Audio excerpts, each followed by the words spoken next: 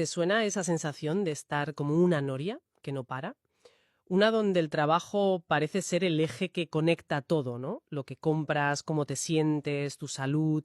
Es una experiencia bastante común hoy en día, eso de sentirse un poco atrapado en un ciclo. Sí, totalmente. Pues hoy vamos a meternos de lleno en ese mecanismo. Queremos intentar desentrañar cómo el trabajo, la tecnología que usamos para producir lo que consumimos y, claro, nuestra salud, cómo están ligados, sobre todo bajo la influencia de las grandes corporaciones. Mm, Nuestra base para esta exploración, para que la gente sepa de dónde partimos, son extractos de un análisis bastante detallado. Se llama El círculo vicioso de la explotación capitalista paso a paso y qué impacto tiene en la vida de la gente y en servicios básicos como la sanidad. exacto. Es una red de conexiones que, bueno, a menudo no vemos, ¿verdad? Pasa desapercibida, pero que realmente moldea muchas de nuestras experiencias, las laborales y las vitales, en el sistema actual.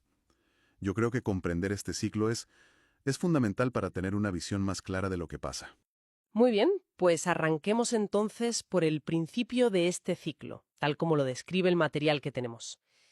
A ver, imaginemos a una persona que entra a trabajar en un entorno productivo moderno. Puede ser una fábrica, un gran centro logístico o incluso, y esto me parece importante señalarlo, el sector sanitario. La cuestión es que, desde el primer momento, la exigencia es altísima. Sí, Y aquí el análisis subraya una cosa, una disparidad clave en dónde se pone el dinero. Las grandes empresas, dice, invierten auténticas fortunas en tecnología para acelerar.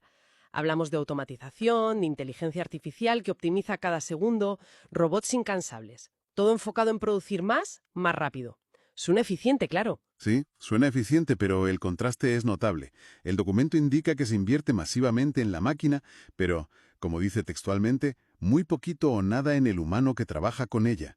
O sea, la inversión en lo que se llama tecnología ergonómica, que no es más que adaptar el puesto al cuerpo para prevenir lesiones, para hacerlo sostenible o incluso algo tan básico como contratar suficiente personal para repartir la carga, pues esa inversión es mínima o directamente inexistente si la comparamos con la que va a la maquinaria. Vale, o sea que, a ver si lo entiendo bien. La implicación que se extrae de estas fuentes parece directa. La eficiencia productiva se coloca por delante, casi siempre por encima del bienestar físico y mental de la gente que hace el trabajo. La salud, la calidad de vida básica, parece que queda relegada, ¿no? Justamente. Y las consecuencias de forzar a las personas a seguir ese ritmo que imponen la tecnología y la optimización constante, son, según describe el análisis, una sobrecarga permanente. Y ojo, no hablamos de estar cansado un día puntual, ¿eh? Es algo más profundo. El estudio menciona el estrés crónico, que ya sabemos que es un factor de riesgo para un montón de problemas de salud. Imagino que el cuerpo y la mente no tardan mucho en pasar factura, ¿verdad? Correcto.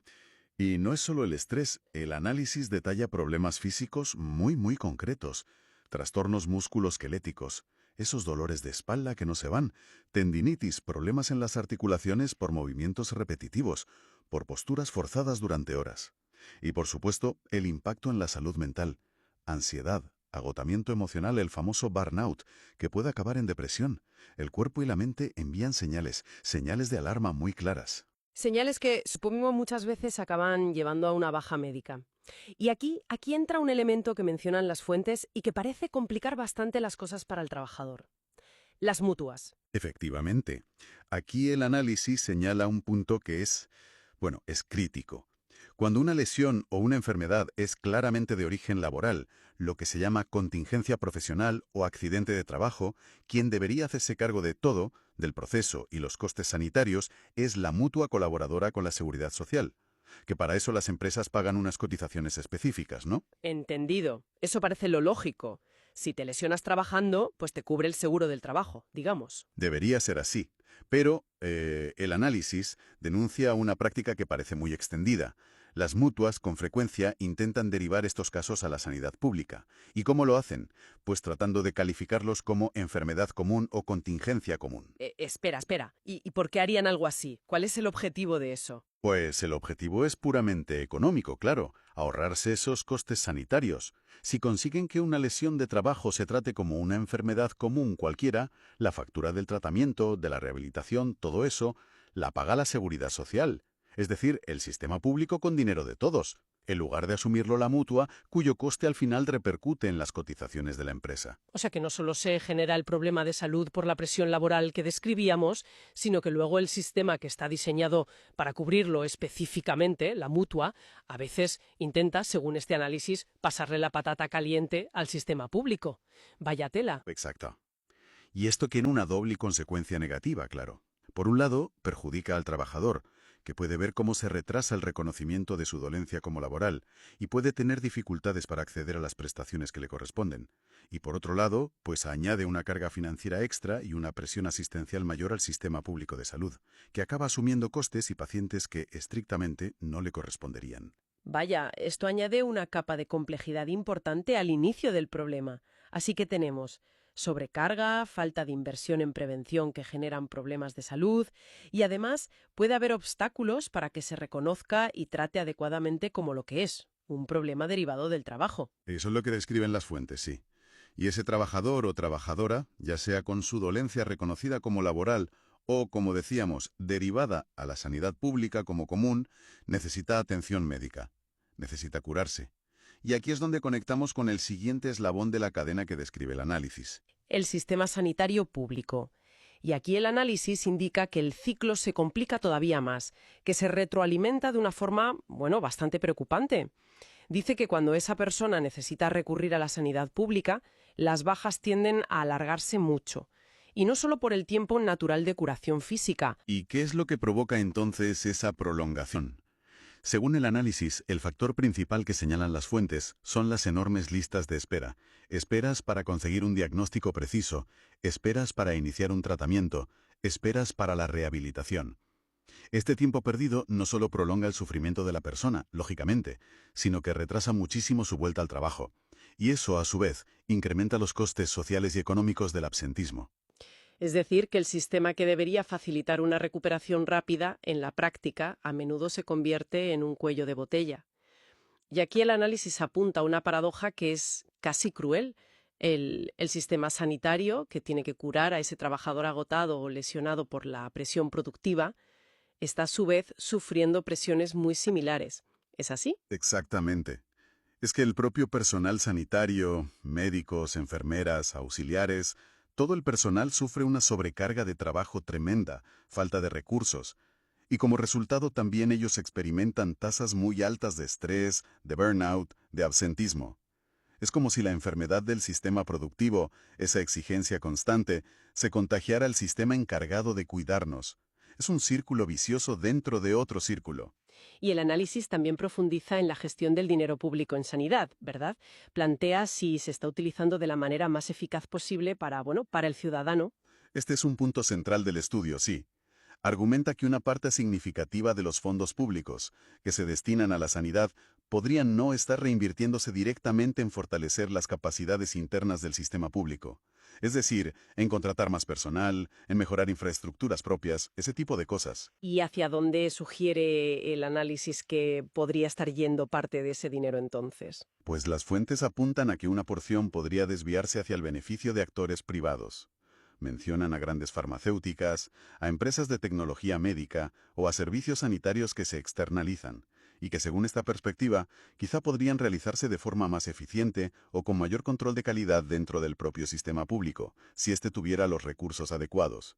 Esto, argumentan, drena fondos vitales del sistema. Fondos que podrían destinarse, por ejemplo, a contratar más sanitarios para aliviar esa sobrecarga que comentabas y mejorar la atención, o a invertir en mejores equipos, en mantener bien los hospitales y centros de salud públicos. Vamos, cuidar a quienes nos cuidan, básicamente.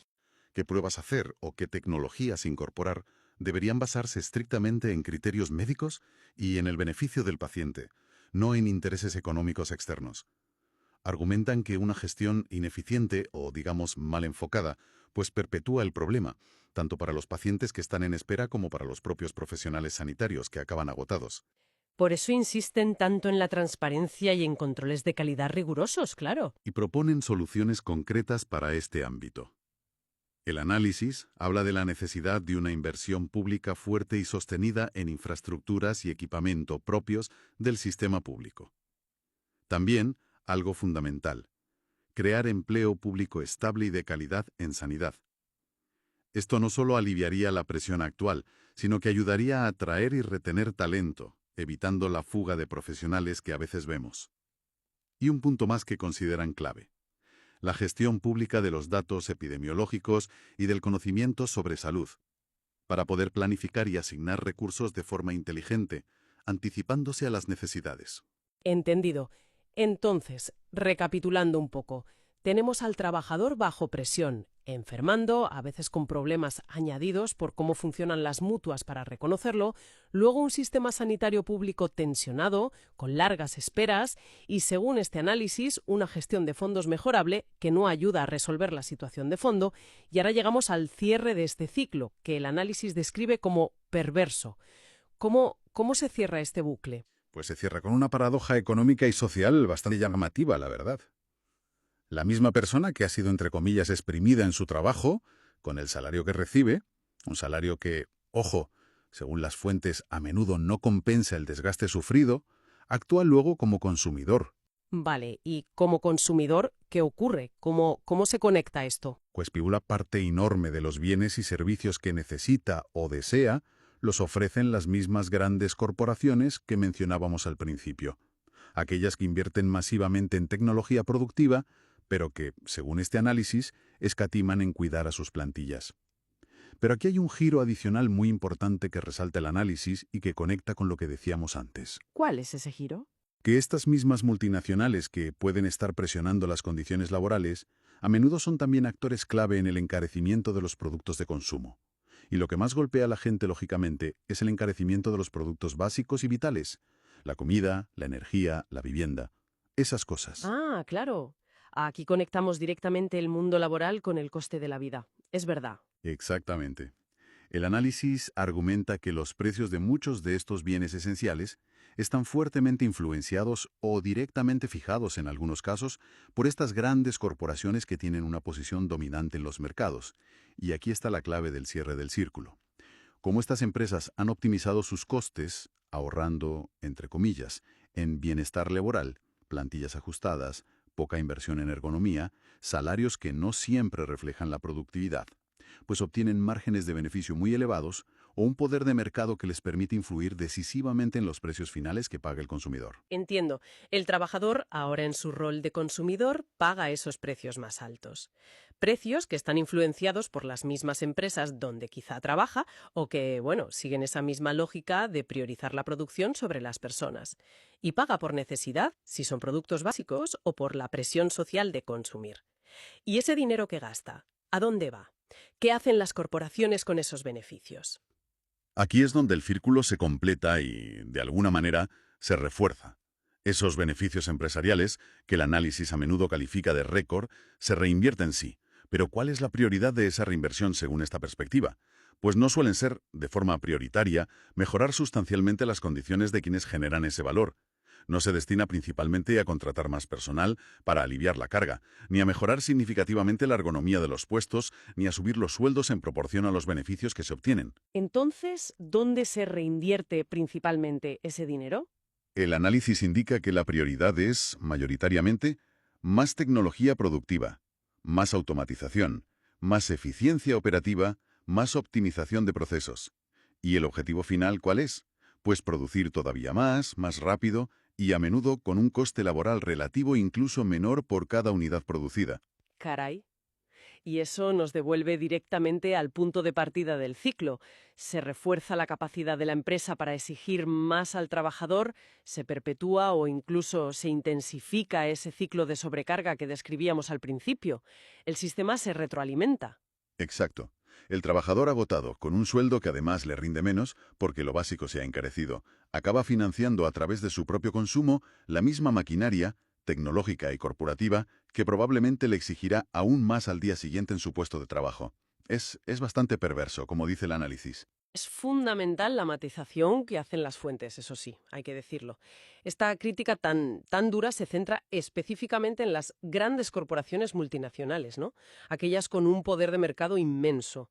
No se puede generalizar automáticamente a todas las empresas, especialmente a las pequeñas y medianas, las pymes, que a menudo operan con otras lógicas, otros márgenes y otras capacidades de inversión muy diferentes. Sí, eso es importante tenerlo en cuenta. La escala y el poder de mercado marcan una diferencia enorme. Bien, pues hagamos un resumen rápido del panorama que dibuja este análisis, que es complejo.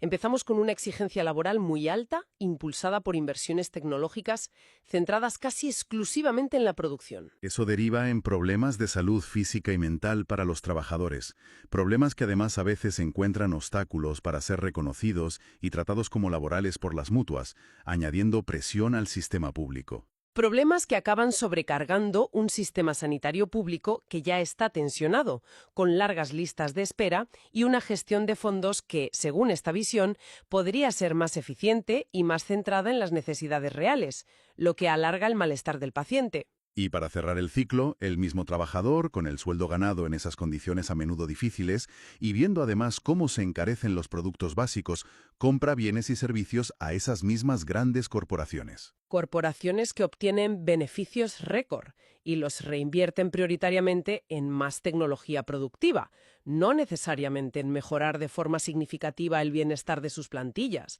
reiniciando así el ciclo con, potencialmente, más presión todavía. Lo que resulta tan llamativo y francamente preocupante de esta descripción es cómo el sistema puede generar personas trabajadoras agotadas o enfermas que, irónicamente, con el fruto de su propio esfuerzo, acaban sosteniendo la misma estructura que contribuye a su desgaste y al encarecimiento de su vida. Es un bucle que parece atrapar la calidad de vida y la salud en medio de prioridades económicas y productivas. La verdad es que el análisis deja una reflexión potente sobre la mesa, ¿eh? Si este ciclo se mantiene tal y como se describe en gran medida por las prioridades de inversión de las grandes corporaciones, producir más versus cuidar a quien produce, y por cómo se gestionan y financian servicios públicos esenciales como la sanidad, la pregunta que flota en el aire es casi inevitable, ¿no? Exacto. El análisis nos empuja a preguntarnos, ¿qué tipo de cambios estructurales harían falta para empezar a romper esta dinámica? Cambios que vayan más allá de las acciones individuales, claro está. Esa es la gran cuestión que plantea este material, creo yo. Invita a reflexionar sobre cómo se toman las decisiones económicas y sociales a gran escala, ¿verdad? Sobre cuáles son las prioridades que establecemos colectivamente como sociedad y si realmente estamos poniendo a las personas y su bienestar en el centro de todo. Definitivamente, una cuestión profunda para seguir dándole vueltas después de esta inmersión en las fuentes.